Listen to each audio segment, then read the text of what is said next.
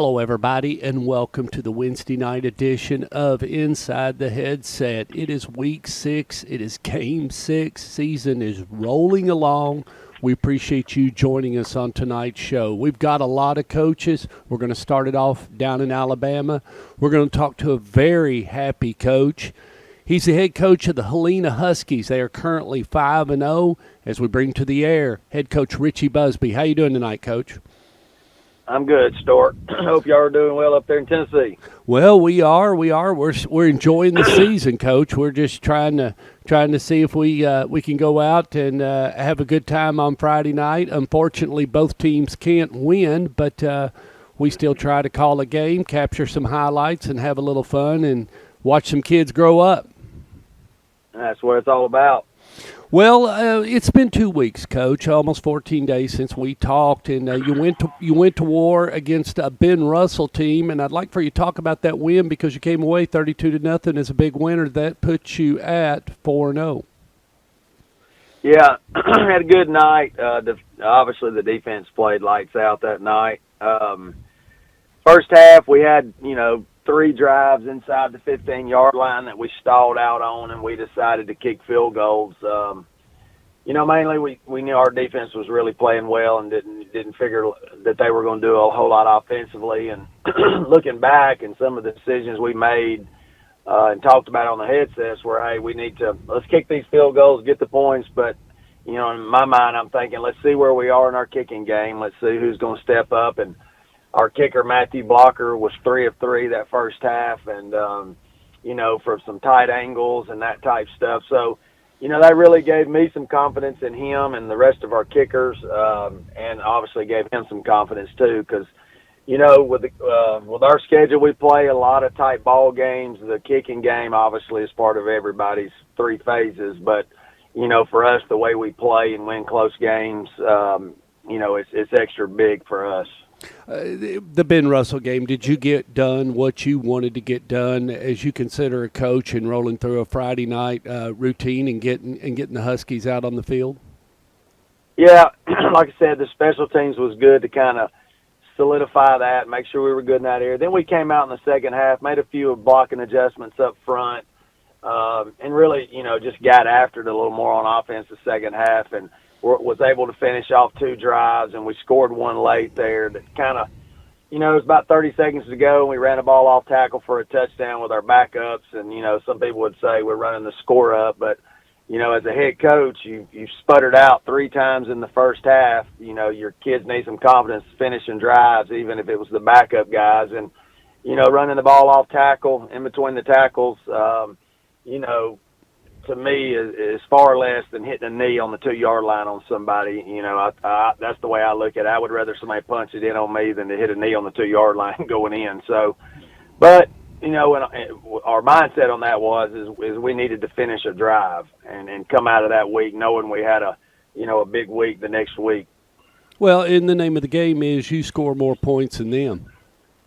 That's right. And, I don't mean to be mean, I know exactly what you're talking about. Yeah, and if we were throwing the ball with our first teamers and that kind of stuff in there, I could understand that. But and a lot of I think some of our slow start that week was, with Pelham out there the next week. We talked about it all week, but kids are kids, and they're going to look ahead, especially when you're playing your biggest rival the next week that's 3 miles down the road that your school actually split from.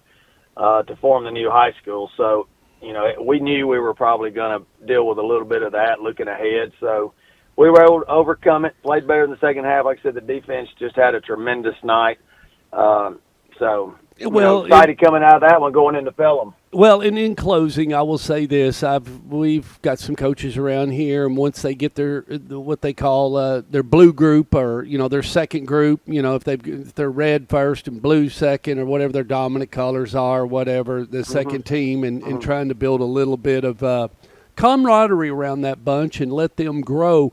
You can't tell them not to score, Coach. I mean, you got to. That's right. That's exactly right. Those kids practice and yes, work sir. 12 months out of the year, just like everybody else does. And so that's something to it too. And not there was any hard feelings. I've been on the very, very bad end of those things, and I know when they're malicious and and this was definitely not to make it 32-0. It was more about us than anything else.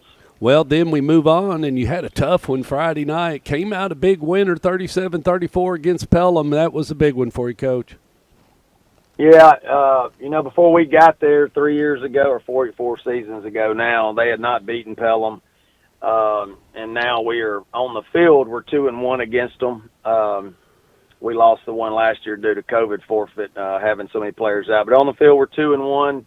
So basically back-to-back wins on the field for us. And, I got a lot of respect for Coach Causey at Pelham and the program he runs. And to be honest with you, when we came in, the one thing that we were looking to do is to match what Pelham does. I mean, that's just like Alabama-Auburn for us. It's right there across the street. So, they're physical, they're tough, they're well coached, and they got a great culture, and that's all the things that we knew we needed to do to be able to compete with them, and that's what we try to do every single day all year long is to beat Pelham.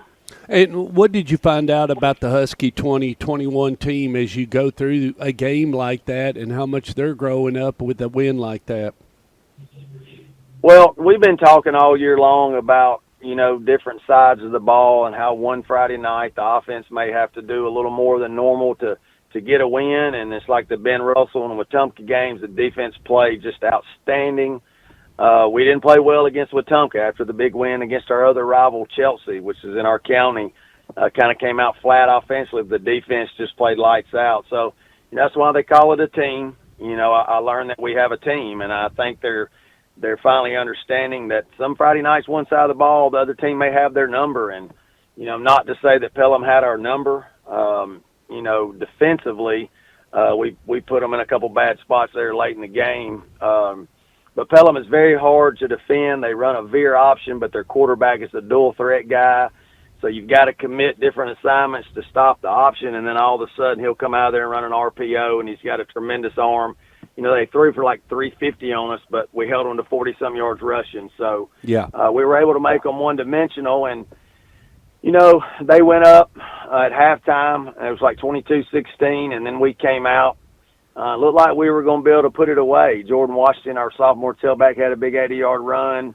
We had scored twice. Our linebacker, our middle linebacker, Joseph Roberto, we got in the Wildcat-type formation, and we'd scored twice, so we were up 30-22 with 7 minutes to go. And then it seemed like a month later the ball game ended. They scored twice. We scored with 1:50 to go, and maybe less than that, 1:30, and then they ended up getting a daggum Hail Mary there at the end to win it, and the kid threw it out of the back of the end zone, thank goodness. So it was there's no 5,000-6,000 people at the ball game. It was wow, man, just a great high school ball game, and just one of those that neither the boys on either side didn't deserve to lose because they all played their hearts out. We both turned the ball over twice, one of which was in their kicking game. They had a bad snap for a safety, and I thought going in the game we had the edge in the kicking game. Defenses were probably a wash, and I thought their offense was probably a little ahead of ours just because they have 8 or 9 seniors on offense. They had a lot of seniors on that team. So, I knew it could be a close game. If we were going to win it, it was going to be close. But I thought they also, obviously, they had the firepower to run away from us. But luckily, they didn't. Well, it doesn't get any easier for you. Friday night, you are 5-0. And how are you injury-wise before I tell the fans about what you're getting ready to do? But how are you? I think we're like most, midway through the season. We've got some guys that are banged up and requiring a lot of treatment and therapy all throughout the day, all week long to get them ready to play on Friday night. I wouldn't say any more severe than most, just banged up high school injuries. One of our little slot receivers and our safety is dealing with an ankle injury, and hopefully he'll be back next week. But unless something unforeseen happens, I think we'll be a full roster Friday night with some guys that are nursing, typical high school football injuries. Well, it's a big game. It's a Channel 6 game, I think, is what they said. It'll be on in Birmingham, and you're taking on McAdory, and this is a non-region game, but they're 5-0, and this is a big one, isn't it, Coach? Yeah, both of us are 5-0, both ranked in the top 10 in 6A, and I think they're actually ranked number 12 in the Power 25 in our state. I've grown up in this area. I've been watching McAdoo football 30, 35 years, and their tradition, I mean, they've been playing football maybe, I don't know, I think close to 100 years. We've been playing for 8. So, but a typical McAdoo team, fast, physical. They're well coached. They have a new coach in there this year, Coach Holmes, and he's kind of restored some of that old school tradition with the all black uniforms, and they look a lot like the old school McAdoo teams that garnered the name Smackadory on Fox 6, as a matter of fact. So they look a lot like that. They're big up front on defense. They got guys they can run. Their quarterback's had a good year. Got a couple really good running backs, and got 3 or 4 receivers that, if you don't tackle well in open space, can take it to the house. So, it's going to be another challenge. Great time of the season to have a challenge, though, right in the middle, kind of. Let's see where we're at and throw all our cards on the table, and let's see what happens. It doesn't affect playoffs, but it's another rivalry. I mean, we sit, probably, 7 or 8 miles from McAdoo, so it'll be another huge crowd, and that's what we've told the kids all week. This is why you play high school football, to play in front of huge crowds and games that mean something.